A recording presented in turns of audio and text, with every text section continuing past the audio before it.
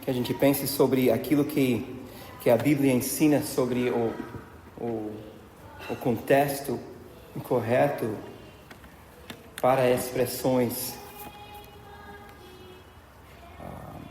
sexuais. Eu quero que a gente entenda por que a Bíblia ensina aquele contexto. Quero dar algumas dicas de ajuda para que juntos possamos lutar para honrar o sétimo mandamento e o Deus que nos deu. E por fim, eu quero que nós vemos o Cristo que nos transforme. Qual é o problema do sétimo mandamento? E será que a igreja de Deus ainda acredita que é bom não adulterar-se?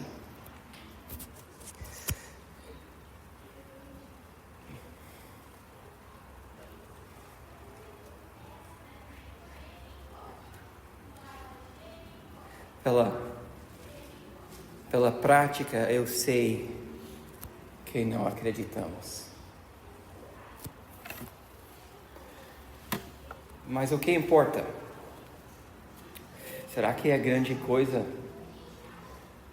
Será que é grande coisa que eu reconheço, obedeço o sétimo mandamento? Deus mesmo se importa com quem eu durmo?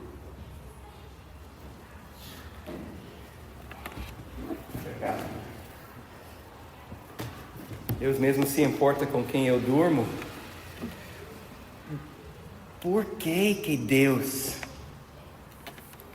se importa tanto com o que eu faço com o meu corpo? Essas são as dúvidas, as perguntas que o mundo tem ao respeito daquilo que vamos falar hoje à noite.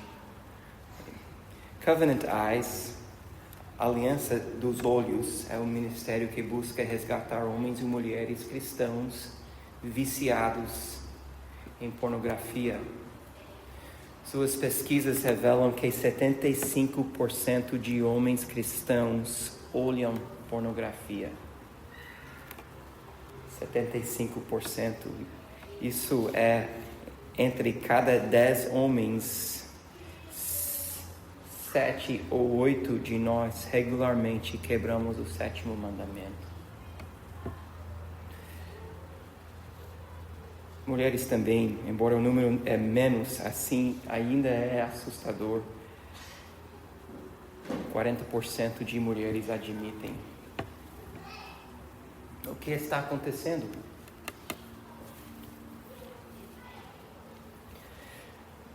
Agora, para nós entendermos o sétimo mandamento, então precisamos começar em Gênesis 1.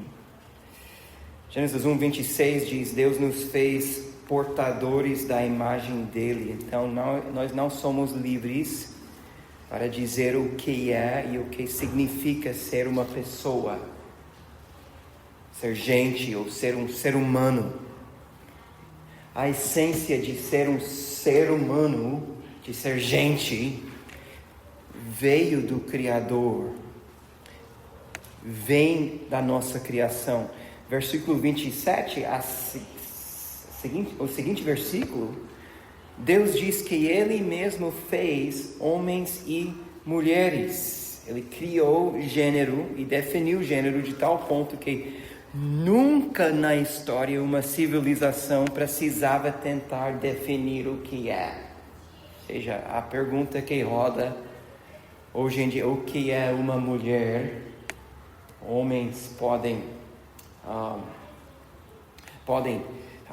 se identificar como mulheres e então jogar em times de mulheres, de voleibol, vôlei, de basquete, de natação, essas coisas. E nunca uma civilização precisava tentar definir isso, por tão óbvio que fica, faz parte até da nossa gramática, é óbvio em toda a criação. Deus fez dois gêneros diferentes um do outro, mas complementares. Diferentes porque não são intercambiáveis. Complementares porque para cumprir o seu papel, tanto um quanto o outro precisa do outro. Isso é a beleza da diferença que Deus nos deu quando Ele fez dois gêneros. Verso 28, Gênesis 1, 28. Como homens e mulheres, Deus quer que nós reproduzimos mais portadores da sua imagem. Então, ser pai, feliz dia dos pais, ou ser mãe, é uma função que vem do mandato da criação. E quando a gente coloca nestes termos, é pouco engraçado celebrar o dia dos pais. Claro que vamos ter pais para celebrar, não é? Não que seja errado isso, mas é função da nossa cultura. Então a gente vai para Gênesis 2, onde Deus estabeleceu para que, diferente de todos os outros seres criados, o homem e a sua mulher cumprissem seus papéis complementares dentro do contexto de casamento. Isso é uma das fortes lições de Gênesis 2, para que homens e mulheres cumprissem seus papéis complementares dentro do contexto de casamento. E se você lê o relato em Gênesis 2, é quase cômico, pois Adão viu todos os animais e não viu nenhum que correspondia a ele. Então ele chega a Deus para dizer agora no cotidiano: cadê meu par, Deus? Cadê meu? Estou vendo aqui que todos os outros têm, cadê meu? Então Deus fez a mulher, Gênesis 2, e em verso 24 lemos que os dois se tornaram uma só carne. O que significa esta frase? Dos dois, uma só carne. Que são indivíduos que não são mais indivíduos para buscar seus próprios interesses. São unidos como amigos para viverem não vidas, mas uma vida. E é dentro deste contexto que a união sexual também anda. De tal ponto que a união sexual virou uma expressão ou fruto dos dois vivendo como uma só carne. Agora, como os seres humanos são bons ao inventar distorções destas verdades, distorcemos isso em inúmeras vezes.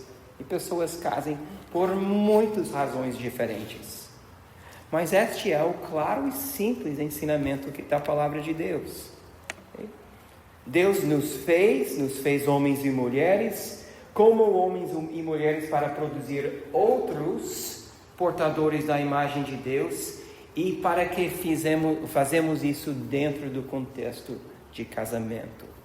E é por isso que nós chamamos até em nossa linguagem como o ato conjugal. Não porque nós estamos procurando ser discreto somente num contexto misto, mas porque o ato conjugal expressa a intimidade que existe, ou a intimidade de conhecimento e afeição que um marido tem e uma esposa tem, um pelo outro, em todas as áreas da sua vida. É o ato conjugal, porque eles são os dois que são uma só carne. Então é uma união que é costurado desde o noivado e então mantido até que a morte se separe. E nada disso com base em atração física, nem mesmo em uma juventude como o mundo mente para nós. Se eu não tenho boas experiências como jovem não vou ter, isso é mentira.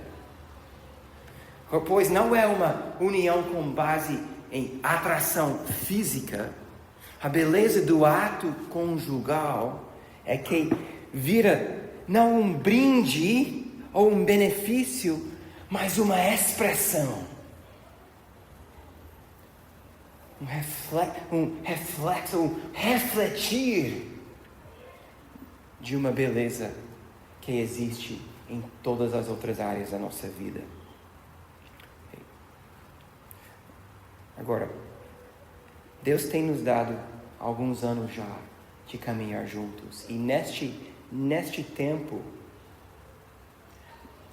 um dos privilégios de ser o seu pastor é que, por vezes, vocês confiam para me procurar e pedir ajuda. E eu sei de fato que temos problemas sexuais, até mesmo entre casais casados. Por quê? Por quê? Então, podemos ter muitas razões também. Este porquê não é fácil e provavelmente nem é correto responder num contexto como este. Mas uma das razões, ou talvez o ponto de partida que ajuda a gente construir algo diferente nesta área em nossas vidas, é que quando nós não estamos unidos em todos os outros momentos, outras áreas da nossa vida, então nós não seremos unidos também na área sexual. Finanças, alvos. Casais têm que trabalhar para gostar das mesmas coisas, para irem junto aos lugares, para tirarem férias juntos.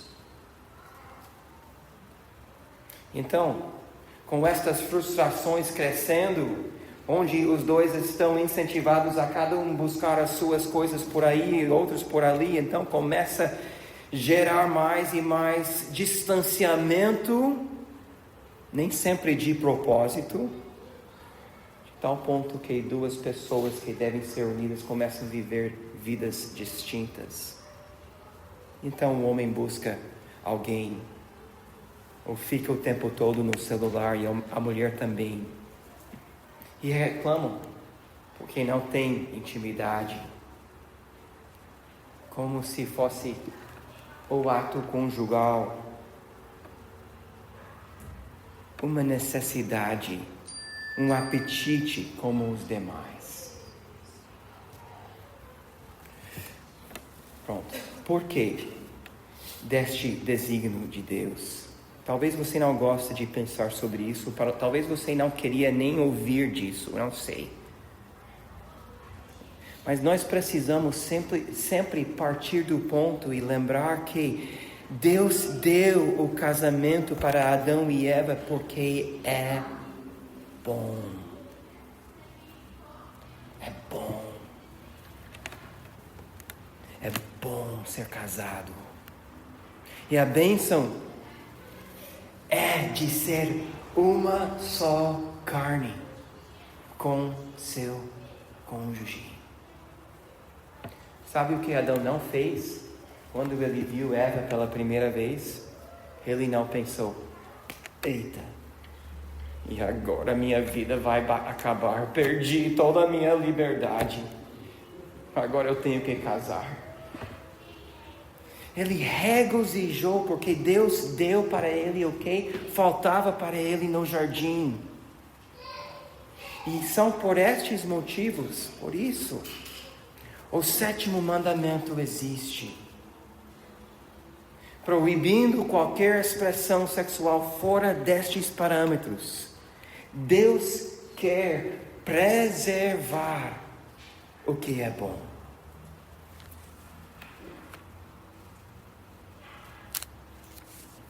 Sim, é bom. É bom. Dentro do contexto que Deus criou a intimidade de um casal para ser lindo, honrável, saudável. para nos trazer alegria, para ser um tesouro, para que seja um refúgio para o casal. Pois Deus é o autor de tudo que é lindo. Deus é o autor de tudo que é lindo e doador de boas dádivas. Eu sei que talvez para você, talvez não, eu sei que para alguns de vocês que têm sofrido nestas áreas e muitos nas mãos de outros, seja isso abuso, traição, estupro, eu quero que você entenda que todos aqueles males são perversões do bom que Deus criou. Perversões, não são o bom que Deus deu. Agora, famoso teólogo da igreja chamado Agostinho, talvez você já ouviu falar dele. Ele correu para um lado diante desta questão e levou a igreja católica com ele até hoje. Seguia seus ensinamentos quando ele disse que o ato conjugal é um mal necessário. Eita. Deve ser evitado a qualquer custo, ele falou. Mas isso corre contra o ensinamento da Bíblia. A Bíblia não diz isso. É bênção. O 7º mandamento não proíbe sexo, mas separa o mesmo para o contexto em que foi criado. Cria cerca. Por isso é chamado adultério. Pecado quando acontece entre duas pessoas não casadas. Ou entre irmãos.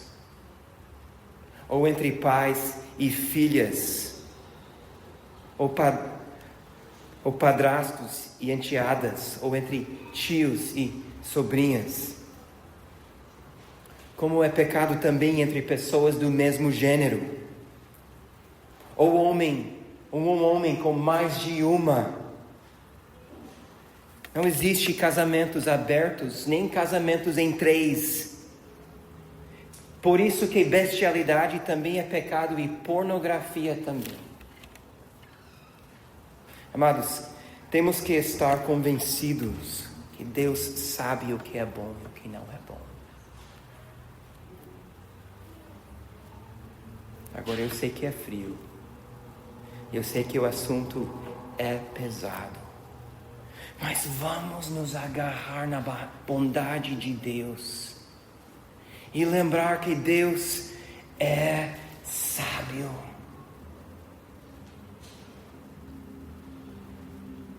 Quando eu e Dani, quando nós noivamos, um casal cristão, amigos nossos, um casal piedoso, olhou para nós e disse: vocês devem fazer um teste de sangue antes de casar, para averiguar quem não tem alguma doença transmitida sexualmente.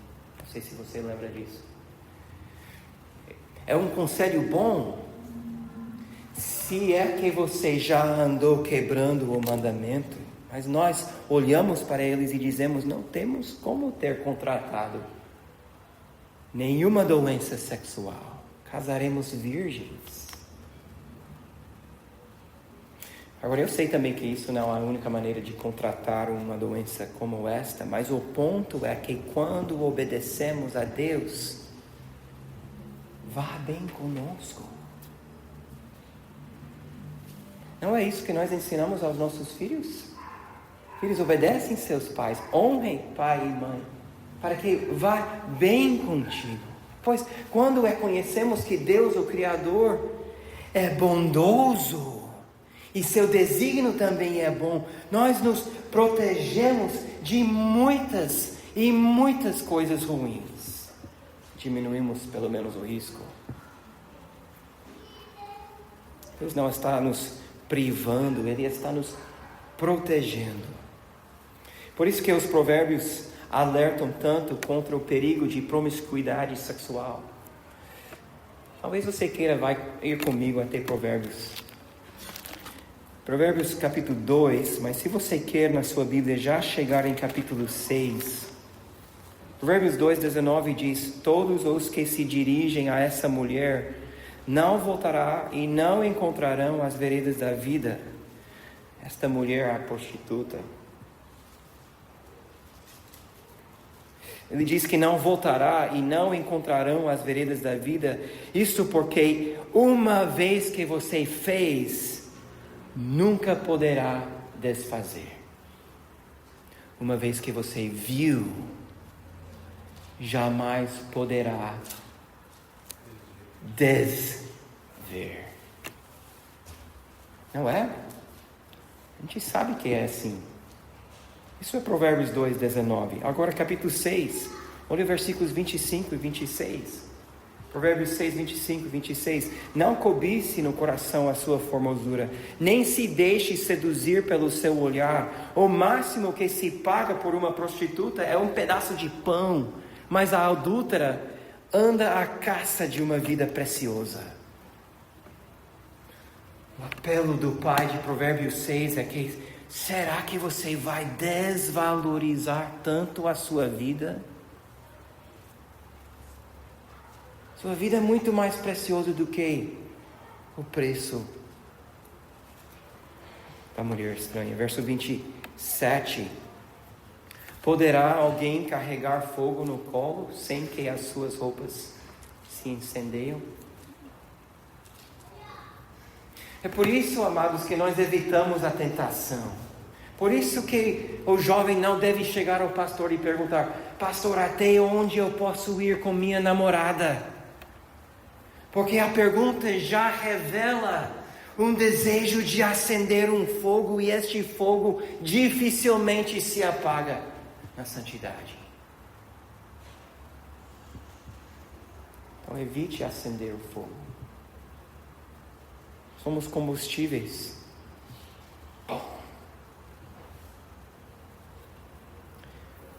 Ainda em capítulo 6, versos 32 e 33, quem comete adultério não tem juízo. Só mesmo quem quer arruinar-se é que pratica tal coisa. Achará açoites e desonra, e sua vergonha nunca passará. Isso é uma palavra dura.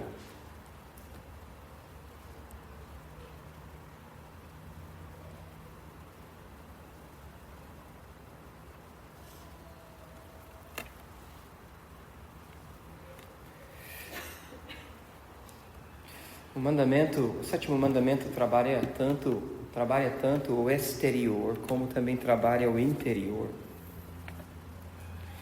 Jesus mesmo alertou sobre isso, dizendo: vocês ouviram o que foi dito, não cometa adultério?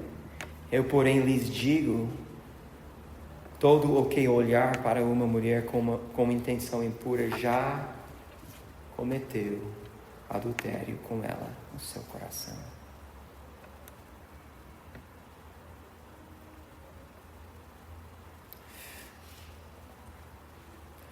O que fazer então? Talvez isso pareça simples demais, mas também tem que ser dito. Casa.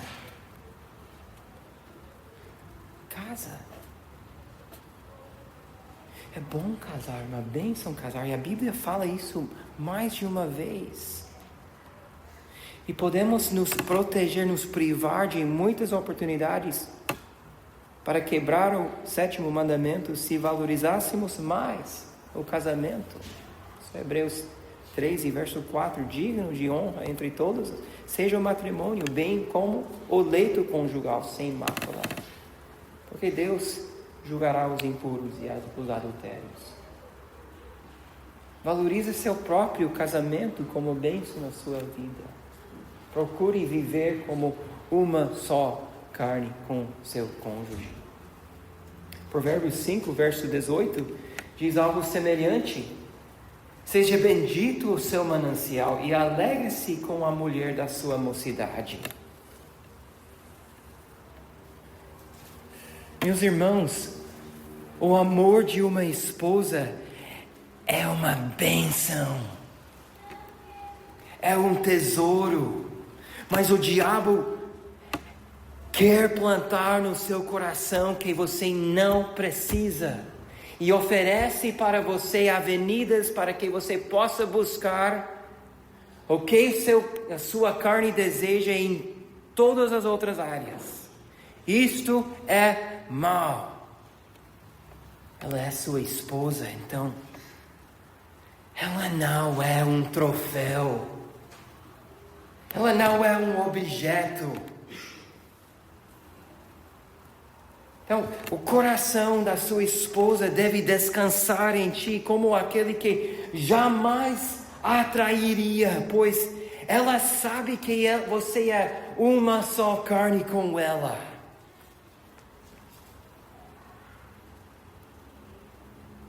Para você isso é de grande valor. Será que você pode, irmão, fazer alguma coisa para fazer sua esposa ficar mais segura no seu amor por ela?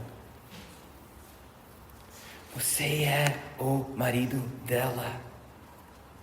Entretanto, para ela você deve ser um refúgio, uma fortaleza, um amigo.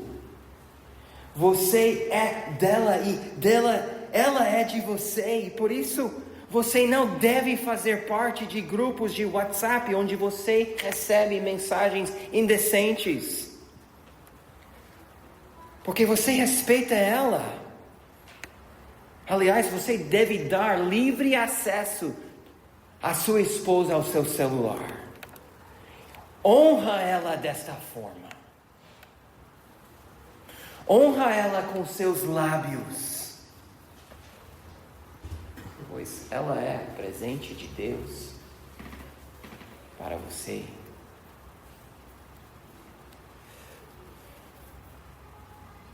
Agora eu quero dar algumas dicas aqui, porque sendo casados ou não, sabemos que honrar o sétimo mandamento, como os números que eu citei no início ilustraram, sabemos que é difícil. Como que eu posso batalhar contra isso? Talvez em outro momento podemos falar sobre os solteiros e as solteiras que estão entre nós, porque não é um assunto em que eles ou elas caem fora, mas como igreja temos responsabilidade de ajudá-los e cuidá-los. Como solteiros também, mas isso cabe para todos nós, seja nós casados ou não. Cultiva um coração de adoração, sabe?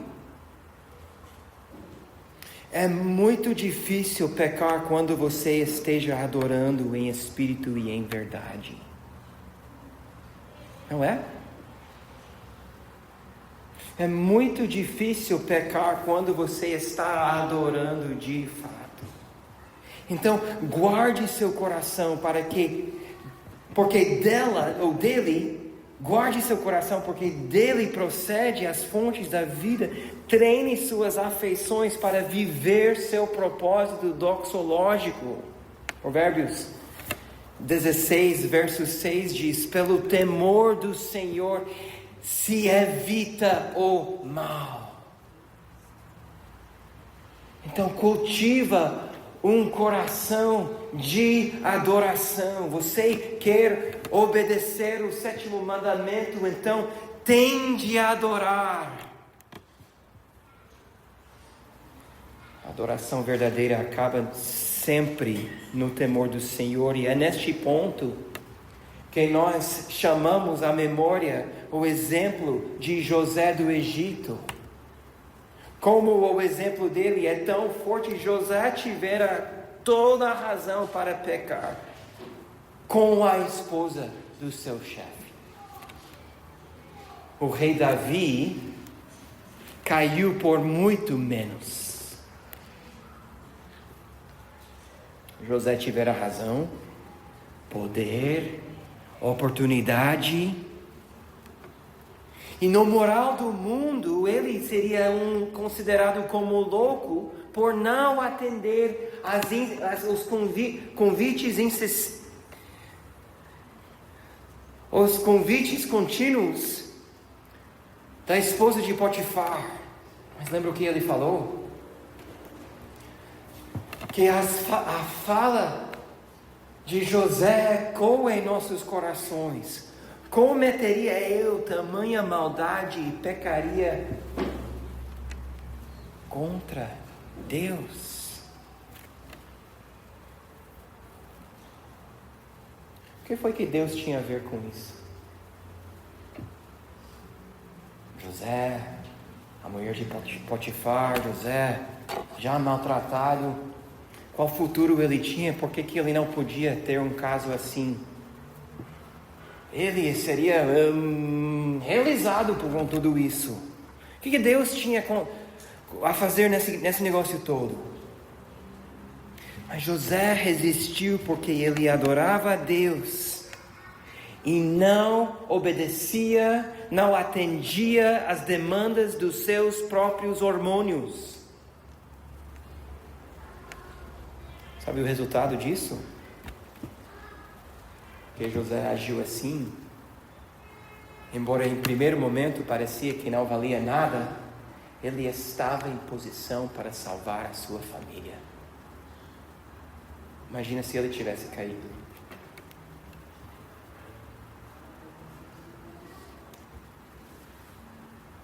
Então, primeiro, cultiva um coração de adoração.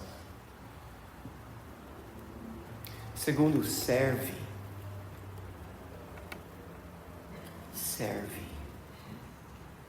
Porque qualquer casamento saudável vai ter duas pessoas que servem um ao outro. O mundo, neste contexto de sexualidade, nos prega que é uma questão de desempenho, de performance. Mas a Bíblia diz que é uma questão de serviço.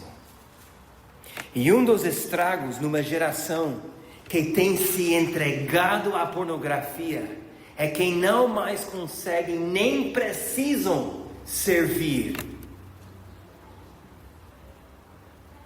pois está tudo concentrado em si mesmo.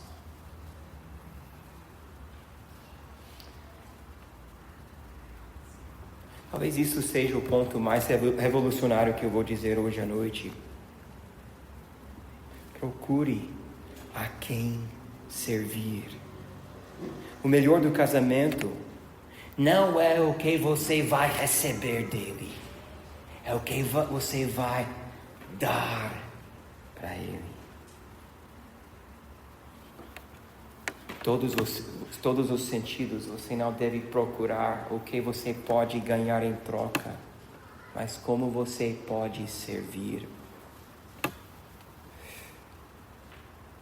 E serve, amados, enquanto você não tiver um cônjuge próprio. Serve enquanto você espera. Trabalhar buscando como você pode pensar no outro, buscar o bem do seu próximo. Isso tudo também nos ajuda a não cair no pecado. É uma forte ferramenta contra o pecado. Quando você está servindo, você não terá tempo para pecar. E sabe, amados, o problema também está nos jogos. Quando o jovem se entrega aos jogos e vive no mundo virtual, não pense em servir os outros. Você precisa saber governar a si mesmo. Não se entregar a um mundo virtual.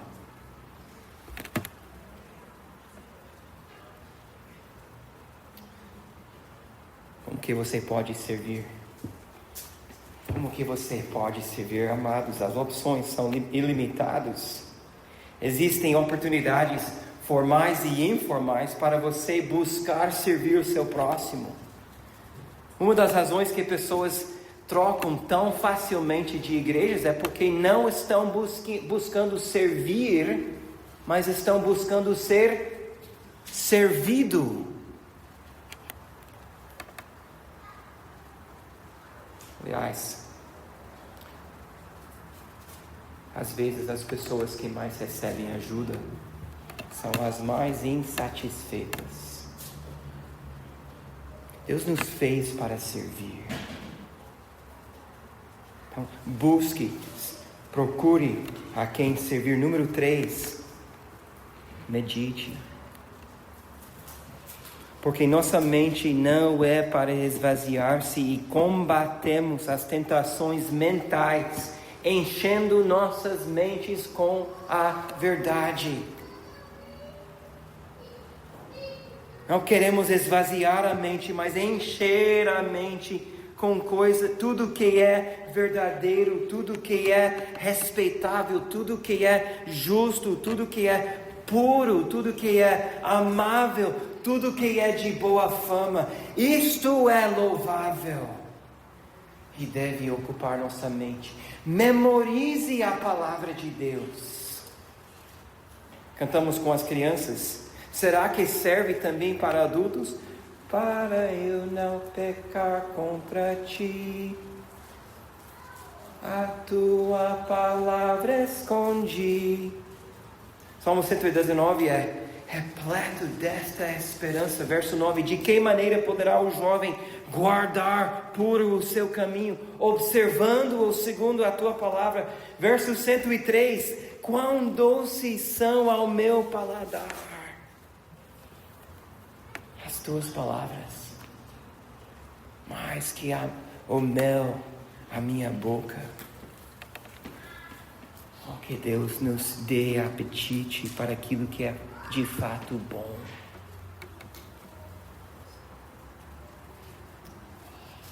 E número 4, batalhe. Batalhe. Porque há um inimigo da sua alma procurando lhe devorar. Ele não quer o seu bem. Ele é quem quer que você não serve, é quem quer que você não adore, Ele é quem quer que você não medite, Ele é quem quer que você se entregue às tentações, Ele é quem sussurra em suas ouvidas: seus hormônios têm que ser atendidos. Portanto, temos que batalhar, mas prepare-se, porque a batalha é brutal. E algumas coisas terão que ser destruídas, como em toda batalha são. Parte da batalha é que nos treinamos para que o pecado vire nojento para nós. Judas escreveu em sua pequena carta, antes de Apocalipse, que devemos até detestar a roupa contaminada pela carne. Mas se continuamos nas mesmas práticas, esperando que algo vai cair do céu para nos transformar, continuaremos nas mesmas lutas. Não há pastor que pode te empurrar para trás e te libertar de pecado sexual. Isso é fake news.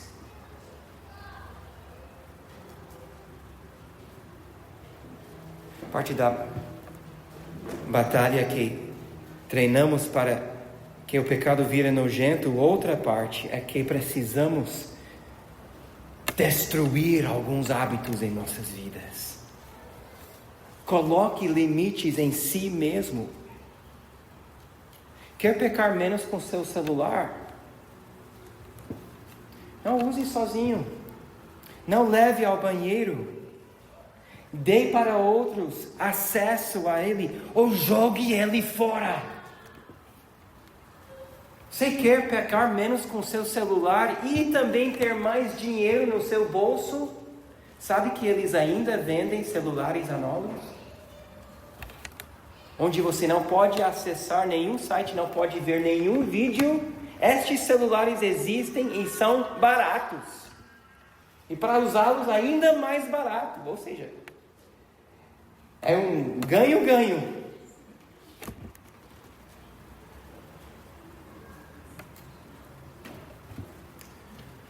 Alguns de vocês têm que jogar fora seu celular. Alguns de nós precisamos tomar uma atitude em uma batalha tão drástica como esta. Lembra o que Jesus falou?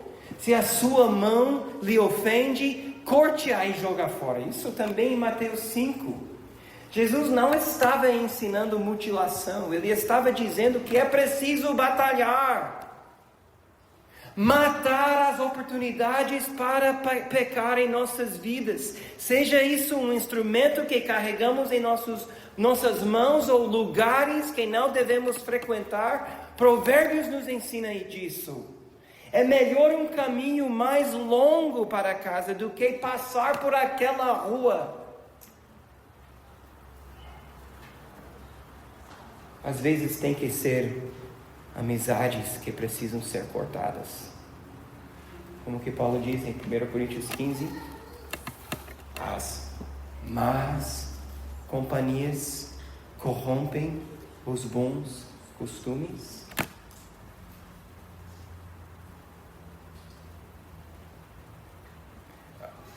Pessoal, na batalha corre sangue.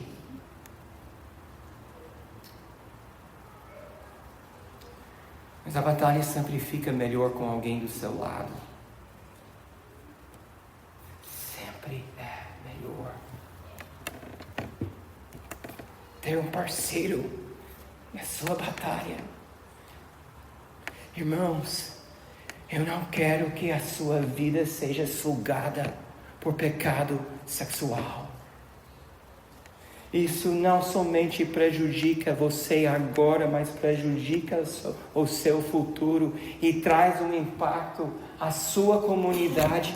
Precisamos batalhar e batalhar juntos.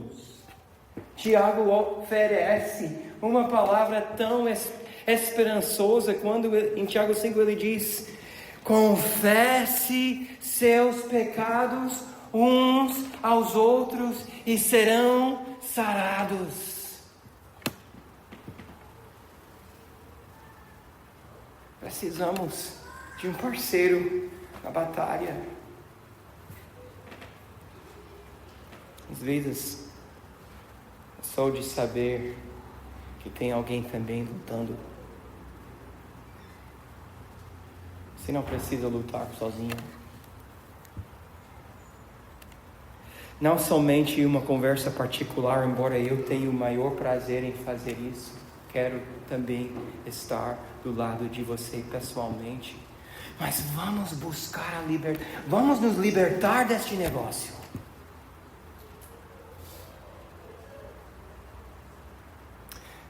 A partir de dia 13 de agosto, que é na próxima quinta-feira, estarei aqui às 20 horas para ler juntos com qualquer um que deseja ajuda nesta área. Tem um livro chamado Finalmente Livre, escrito para ajudar irmãos a vencer o mal. Precisamos uns dos outros nesta batalha. Convido você a chegar aqui comigo. Vamos batalhar nisso. Quintas-feiras às 20 horas.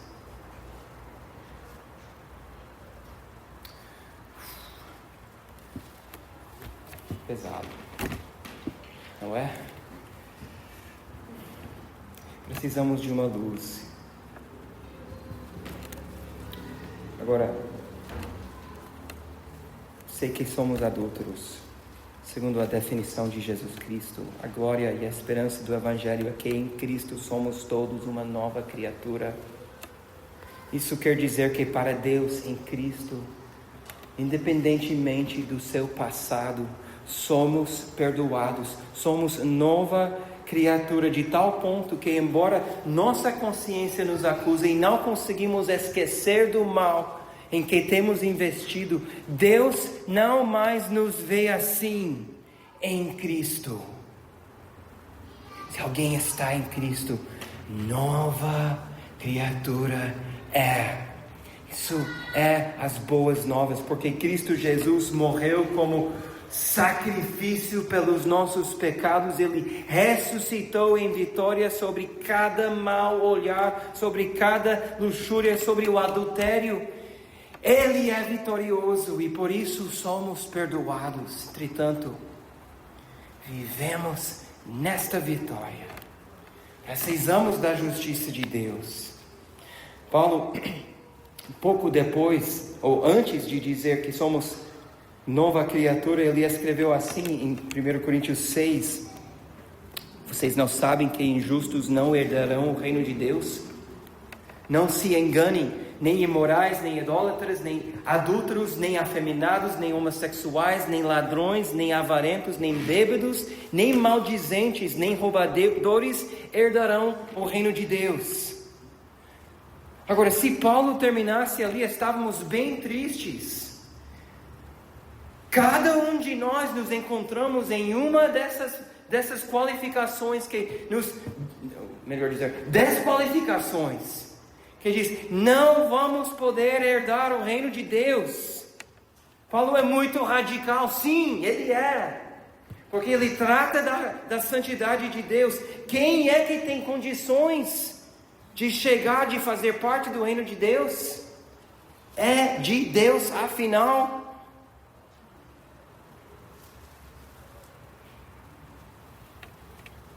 Mas é justamente aqui, neste ponto,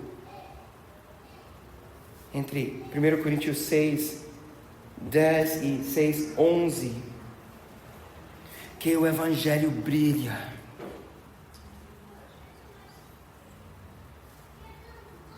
Porque é impossível para homens e mulheres como nós alcançar. Mas a graça de Deus é mais. A graça de Deus é mais. E fez por nós o que não conseguimos fazer por conta própria. Verso 11. 1 Coríntios 6, 11. Alguns de vocês eram assim. Yes! Alguns de vocês eram assim. Eram assim, amados. Porque as coisas velhas em Cristo já passaram. Somos pessoas como nós, adúlteros, imorais, avarentos, maldizentes. Estamos sendo feitos novos. Paulo continua. Mas vocês foram lavados, foram santificados, foram justificados no nome do Senhor Jesus Cristo e no Espírito do nosso Deus. Sabe por que o Evangelho é tão lindo? Não porque achamos que, não, Deus não importa tanto com o nosso pecado, mas porque Deus se importa tanto com o nosso pecado, de tal ponto que Ele nos lava, para não sermos o que éramos antes. O Deus triuno trabalha para nos salvar. Você quer um apóstolo radical? Veja como o Evangelho transforma nossas vidas. Irmã, você não é a soma da sujeira da sua juventude. Irmão, você não é a soma da história suja do seu passado. Venha a Cristo. Ele te lava, Ele te santifica, Ele te justifica. E isso porque não conseguimos nos melhorar por conta própria. Mas é Ele que opera em nós. Amém? Espero que esta esperança seja a sua hoje à noite. Que o Senhor use a palavra dele em nossas vidas.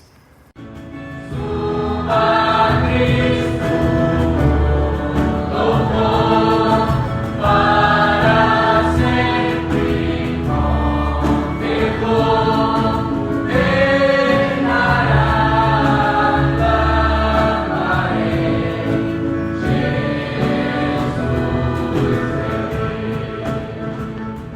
Palavra em PH é o Ministério de Pregação da Igreja Bíblica Cambirela. Nós reunimos todos os domingos às 18 horas na Palhoça, na Grande Florianópolis. Busque por Igreja Bíblica Cambirela no Google ou procura no Instagram @ebc.palhoca.